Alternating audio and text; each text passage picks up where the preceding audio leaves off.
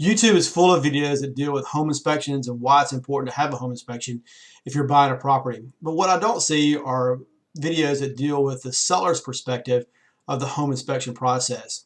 So as a seller, are you wondering about how to negotiate reasonable repair requests after the home inspection?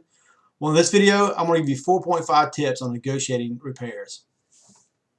As a seller, you are allowed to get a copy of the report. All you have to do is ask for it. And most buyer agents are more than happy to give it to you.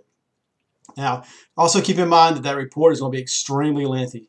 Don't be surprised if it's over 86 pages in length. It's a very comprehensive report, and there will be a ton of nitpicky items on there.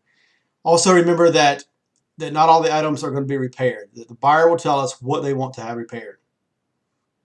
Knowing that you need to negotiate in good faith, here are my 4.5 tips for negotiating home repairs requested by the buyer.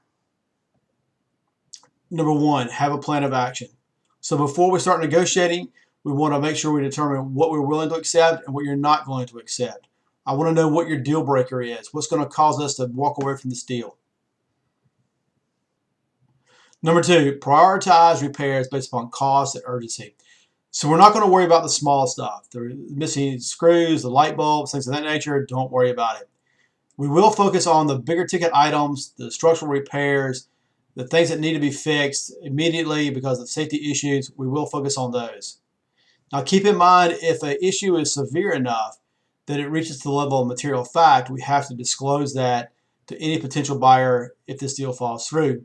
So that's why it is important to negotiate in good faith and try to work out a deal if possible with this current buyer, because it looks like they may be willing to accept it if they're asking for it to be repaired.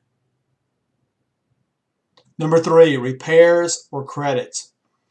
So my recommendation is don't repair anything, offer a monetary credit of some type.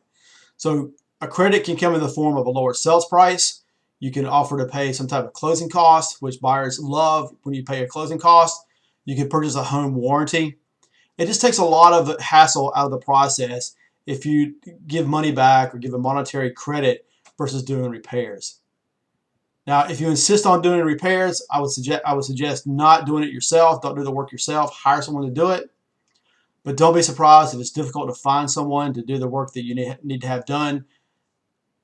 And don't be surprised if the buyer gets upset about the quality of the work. So you don't want to give the buyer the opportunity to reject the work that's been done. Again, that's another good reason why you need to offer a credit versus doing a repair. Number four, support our decision with a quote. Regardless of if we do a monetary concession or a home repair, we're going to support our decision with a quote from a contractor.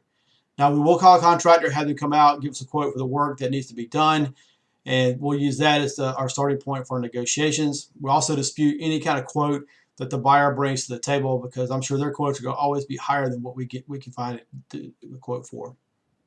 Number 4.5, show some empathy. You want to keep the buyer's perspective in mind during the entire process. Ask yourself the question, hey, if you were to stay in the property, would you want these items repaired?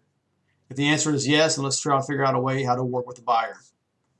You want to keep in mind market conditions.